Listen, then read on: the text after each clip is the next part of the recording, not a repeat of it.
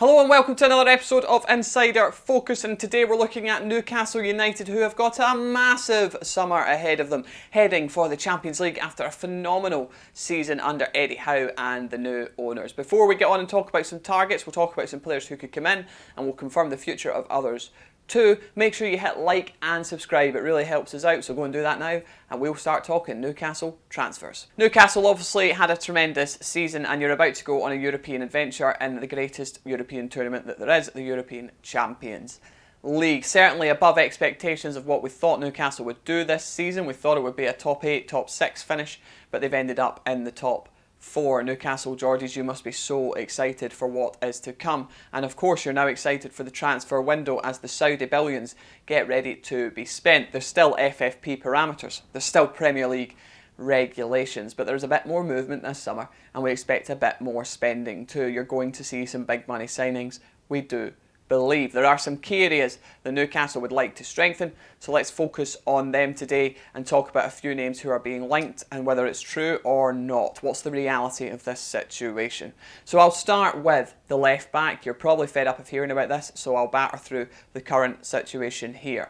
Kieran Tierney obviously is a target for Newcastle United. Eddie Howe is a huge fan, big fan of him when he was at Bournemouth, Eddie Howe, and Tierney was at Celtic, and actually would have liked to have brought him to England, to Bournemouth. Then obviously he's ended up at Arsenal. He has not played a lot this season due to injuries and the form of Zinchenko, and that has now opened the door for Arsenal, who are willing to listen to a move and would probably want around, we believe, £35 million for the Scottish international, who still has a few years left on his contract. Our information also is that Kieran Tierney is currently focused on a move closer to home, and Newcastle represents more of that opportunity. We do understand that Newcastle is his favoured destination as things stand. Now, Manchester City are still here with this and are also interested in Tierney, as they'd like to bring in 2 new fullbacks to help them with cover in that area. Arsenal also like Cancelo, who was at Bayern on loan and now back at City, and something could be done here, so we'll watch this space with that one. But we do expect movement in the coming weeks for Newcastle for Scottish international fullback Kieran Tierney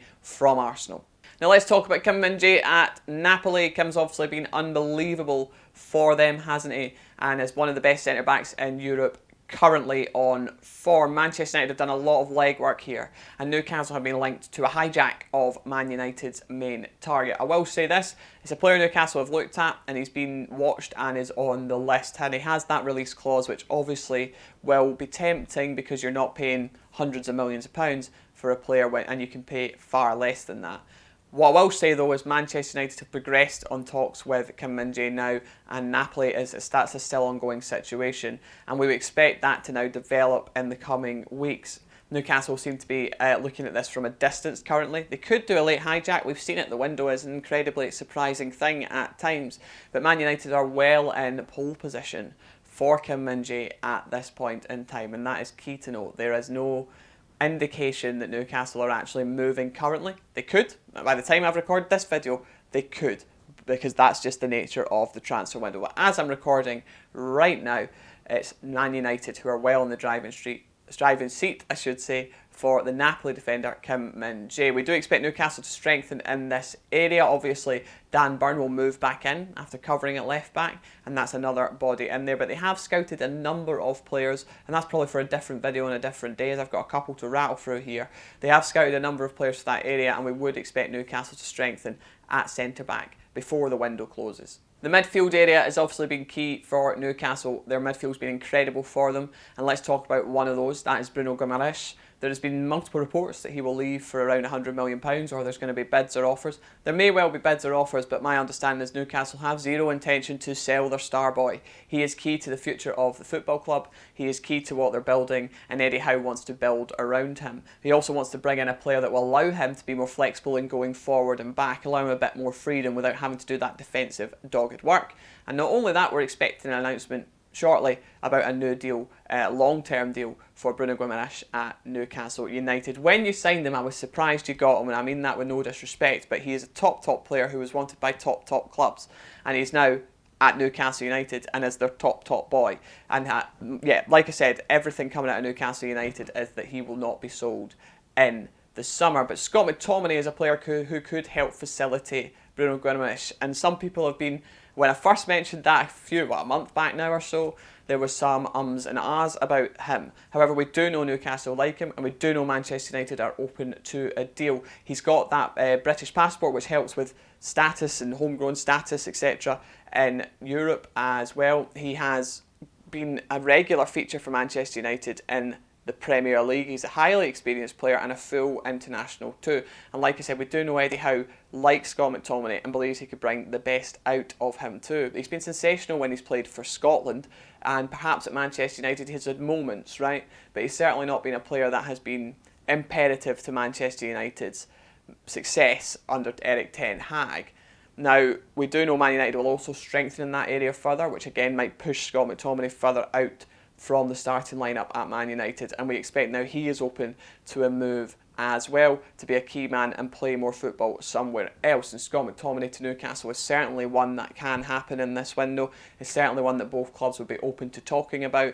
Everything's still very early at this point. The window is not even open yet, but it's certainly one that can happen in the coming weeks moving forward. So absolutely keep an eye out for Scott McTominay to Newcastle United potentially in the months ahead of the transfer window. Let's talk about the kind of more forward positions. This is where it starts to get exciting, isn't it? This is where the money we expect will be spent, the big money. We'll talk about Dominic Szoboszlai now. He is a player Newcastle really, really like. We understand that he has been on the radar for Newcastle for a while. RB Leipzig won around 70 million euros for his signature. We do know that there is clauses within his deal. We do know that Szoboszlai wants to play in the Champions League, wants to play in the English Premier League. He said himself, I'm at Leipzig and I enjoy it here. However, I don't want to look back on my career and think, have I wasted it? And Newcastle would present him an opportunity to join an exciting new project, to be a main man in that side, in that 10 where Newcastle really want a good star player to come in. And that's been in early talks as well. We do know that Newcastle have tracked him, they've spoken with his people, and there's been early conversations between the clubs. We're just waiting for things to progress in the coming days, and we'll understand where Newcastle lie. The thing is about Newcastle's business is it's been smart, and it will continue to be smart. If anything changes in the kind of price point, or Newcastle feel it's not worth the deal, they will move on and focus on other targets. Other targets such as James Maddison, who we know has been on Newcastle's radar for a long time. The clubs still really like Maddison and would be keen to potentially bring him in if the right fee is there to do it. He's only got a year left at Leicester as well, so Leicester have not got a very good stronghold on Maddison here, and obviously the relegation, a player of his quality, he will leave the football club. Tottenham extremely keen on James Maddison as well, presenting a bit of a challenge perhaps with Chelsea, who we do understand would also consider James Maddison at this point in time to come to Stamford Bridge. All still very early. Maddison looking like we will move on from Leicester this summer, and we do know Newcastle have been long-term admirers. Whether they shift their focus completely and just bring in Szoboszlai, or they bring Maddison in maybe to sit a bit behind, we'll wait and see as well. But right now Maddison is a player that will move. Newcastle are interested, so are Chelsea, and so are Tottenham. There's obviously a number of other clubs in there as well, but those are the three at the moment who are leading the charge, or the most notable that are interested in James Maddison.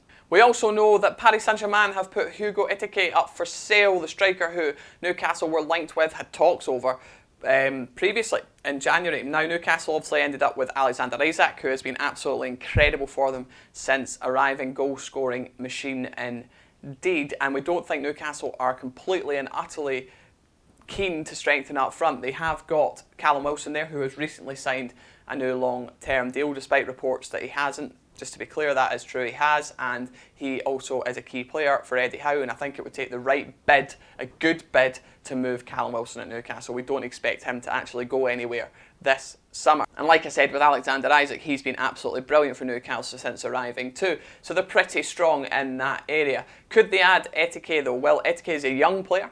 He's certainly got a lot of growing to do. Perhaps the move to Paris Saint-Germain came a bit too soon for him, where he's not really been great in his time there and moves elsewhere and then try to develop him, etc, etc. So we do know that he is a player that needs development, and Newcastle could perhaps bring him in as the number 3 to play alongside, to learn and to grow. Would they bring him in for a loan? We'll wait and see. A player Newcastle were very keen on before, they've kept tabs on, and if a deal can be done for the right price, then certainly a deal we can see happening. He's got interest for a lot of clubs, obviously, and there could be a loan to buy here from someone too. But Newcastle have looked at him before. But like I said, the striker position, they've got two very, very good forwards, and they're not massively dependent on bringing a striker in this window. Now that leaves the wide areas, and we know Newcastle will strengthen in those wide areas. So I'm going to talk about one player in particular, and then I'm going to talk about one player who we do expect to leave in the summer. First of all, let's talk about Harvey Barnes then at Leicester City. We know Newcastle really like Harvey Barnes, and he's a player that certainly ticks a lot of the boxes. He's still young, he still can develop, he's played in the Premier League, has a lot of experience, he's English again, that is that tick for the homegrown status for European football too, and we know Eddie Howe really likes him. Leicester obviously not in the greatest position with the relegation. We expect Harvey Barnes to move on. You're not just looking at Newcastle United here, you're looking at the likes of West Ham United, also Aston Villa have had a look, Brentford have had a look. There's a number of clubs who would be keen, but of course Newcastle, with Eddie Howe's positive outlook towards Harvey Barnes, with the way he views him as a player, and the Champions League and the project of the club and the size of the club, would absolutely be in pole position if they go for him too. We understand it's under consideration, and we'll wait and see what happens there in the coming weeks. But we do expect someone to leave the club now, and we do understand that Saint-Maximin, according to my colleague Pete O'Rourke, who is his exclusive report, Saint-Maximin keen to play more, keen to be more involved at a club, and the possibility of him leaving Newcastle is growing every single day. He's got interest in him from Italy, he's got interest in him from Germany, from England as well, we understand, and around Europe too. So a really top player who sometimes surprises himself, I think, with what he does, and he gets the ball and you don't know what he's going to do. But he was a key man for Newcastle before the takeover, and it's clear that dependency on him to bring out something brilliant has dwindled a little under Eddie Howe and the new owners. They aren't looking for Saint-Maximin every 5 minutes to do something magic. They've got more and more good players coming in, and a squad that can create great moments. So perhaps Saint-Maximin's time at Newcastle is coming to an end. Certainly the report suggests that he is on his way out the door, and there is interest in him, we do know that. So of course there is the opportunity for Newcastle to cash in there to help that FFP and everything else, the regulations around the Premier League that go with the transfers and everything else that goes with it. Because Newcastle, although they have these billions of pounds to spend, they're still acting quite shrewdly in the market, and any opportunity to bring in income, you'll see a number of players leave, will help with the players that they want to bring in the window. A huge summer ahead for Newcastle United, a huge season next year for you as well. Magpies fans, you must be excited. Let us know what you're thinking in the comments below. Make sure you like and subscribe. Thanks for watching, and I'll see you in the next one. Cheerio.